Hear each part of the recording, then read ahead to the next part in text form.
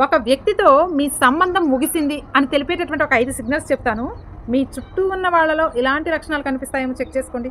Number 1, నీకు వాళ్ళు గుర్తొచ్చినా సరే నీ గుండెల్లో బరువుగా అనిపించదు.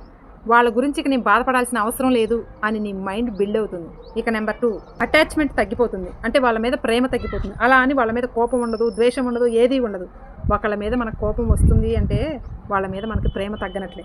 ఇక నెంబర్ 3, ఇది ఎలా ఉంటుందంటే వాళ్ళతో మనకి గొడవలు కానీ, ప్రేమ కానీ, మిస్అండర్స్టాండింగ్ కానీ ఇలాంటివి ఏమీ ఉండవండి. అప్పుడే మీరు అర్థం చేసుకోవాలి ఇక మనకు వాళ్ళ అవసరం లేదు అని. నెంబర్ 4, వై మీ, ఎందుకు నేనే ప్రతిసారి, ఎందుకు నన్నే ఎలా మోసం చేస్తున్నారు, ఎందుకే నాకే ఎలా జరుగుతుంది అనే క్వశ్చనే మీ మైండ్ నుంచి డిలీట్ అయిపోతుంది. దానికి బదులు thank you for the lesson అనే పాజిటివ్ మైండ్ బిల్డ్ అవుతుంది. ఇక 5th వన్, వాళ్ళు లేకపోయినా సరే నీ లైఫ్ పాతది అని క్లియర్గా కనిపిస్తుంది. నీ గోల్, నీ ఫోకస్ ఒకే దాని మీద ఉంటుంది. దీని అర్థం ఏంటంటే యూనివర్స్లో నీ సెకండ్ చాప్టర్ 2.0 స్టార్ట్ అయిందని అర్థం. సో ఒకరితో మీ కర్మ ముగిసింది అంటే అక్కడ మీ లైఫ్కి ఎండింగ్ కాదు, కొత్త లైఫ్కి స్టార్టింగ్ అని అర్థం.